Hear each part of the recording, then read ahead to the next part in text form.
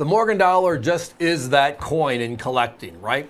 It is the vintage coin of the Wild West. It is the largest dollar ever in circulation. So popular, the government brought it back in 21, 23, and they're doing it again in 24.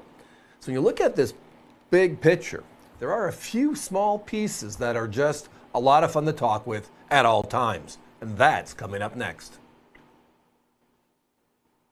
That coin being the 1904, New Orleans, and these are all certified PCGS 64, as it says right there in your graphic in the upper left-hand corner. Now let's take a step back on the Morgan dollar for a second, and then we'll go more into this specific coin. For the longest time in this country, we did not have a silver dollar.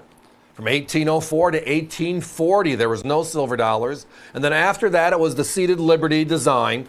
And it was spotty at best in reference to volume and flow because we didn't have any silver. It was legal tender in the United States to use a Spanish coin and or an English coin as legal tender, and that was up through 1857. What changed all that? Well, we found the gold rush in 1849, and with the trek out west by many, we bumped into this concept of silver. And they found silver, the largest silver find ever in the United States. That is known as the Comstock Lode in the upper northwest. From that particular point on, silver sufficiency in the U.S. is here. So the silver interest petitioned the U.S. Mint to make a silver dollar for circulation again.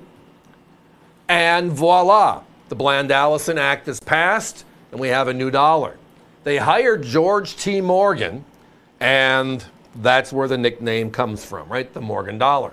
Now, it was issued from 1878 to 1904, 27 consecutive years, and then again in 1921, right before the peace dollar was issued. The original 27 are the guts of the program. New Orleans started a year late, which was 1879. And then they ended a year early, which is 1904. So they made 26 coins. The unique thing about collecting is the challenge of getting them all, the Great American Coin Hunt, is not necessarily always on the table for everyone. So when that's not the case, then we make other look, feel adjustments for ourselves. First year of issues, rookie cards, first editions are always special. Correct? And then the other bookend is the last year of issue. Well, in this case, this is the last year of issue. It is the final silver dollar ever struck by the New Orleans Mint.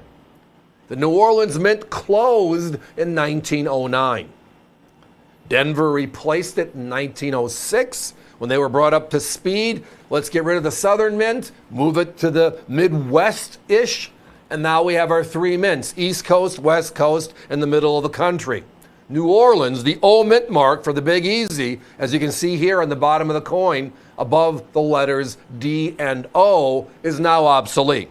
No longer on the table. Well, tonight, everybody, you're not looking at just the coin. Because of the 26 coins that were issued, this one, the last one, ranks number 6. Which means it's a top 10 coin, always special, low mintage, only 3.7. But these are certified coins. So we have to go one step further, and that's how many coins are known to exist that way, right? If you look at that number, it becomes all of a sudden scary. Only 82,345 that are in 64 or higher condition. Why is that significant? Well, you might remember back in 2021, the U.S. Mint had the 100th anniversary of the last Morgan dollar, which was the 1921 series we just talked about. They, at that time, just didn't make the P, the D, and the S that were the 1921 editions. They also made the Carson City and the New Orleans, all 5 of the mints that struck the beautiful, beautiful Morgan dollar. So we issued on May 24th, the first day, 175,000 coins from New Orleans, and it sold out in 3 minutes. 3 minutes, 175,000 coins, and today you can't find that coin for less than $300. Why did I bring it up early? The number is because we just talked about how 120-year-old coin, that's what this is. Certified as 64 or higher, where we know exactly how many PCGS has seen. So it's apples to apples, and it's less than half of what they made in 2021. So the vintage Morgan has a known population of half of that of the new Morgan, and the new Morgan sells for twice as much. Am I the only person scratching their heads? So everybody look at that price. That's the deal. In the last couple of years, that's the lowest we've had at an 040 in 64, and they're all blast white beauties like you can see. $129.95.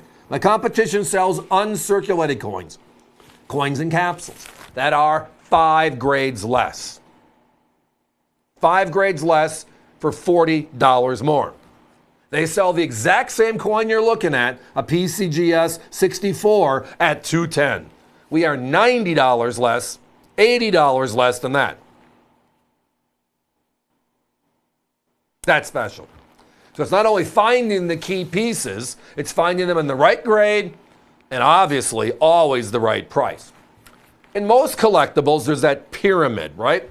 The triangle approach of what's the value. So it comes down to popularity always kicks in, and the Morgan dollar is the most popular coin ever struck by the U.S. Mint, ever. So the popularity index is good. Then we were looking for quality, right? Quality. Just like with real estate, it's what? Location. Well, quality is the kicker here always. And these are 64s certified. And again, the number we know after 40 years of PCGS doing their thing is there's only 82,345 known out of 40 years. And then the other is value, right? Where does the value kick in? And with our competition at $80 more for the exact same coin, it just makes this fun. Now our phones are very busy right now. They always are with Morgans, but even more so when you get a crazy price like this one. So, guys, I got to put a 30-second clock up. We also got to let you know that if you are visiting us via the web, that will be avccoins.com, that this one most likely will sell out in the next 3 to 5 minutes.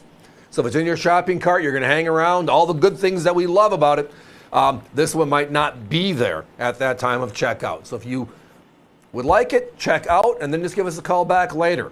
We'll be happy to find your order and make it work. But the bottom line is this. The last mint from the original Morgans, the 1904, compared to the 21-0, the brand new one. Higher mintage, higher price, so there is really no question. This one is just something special. Give us a call.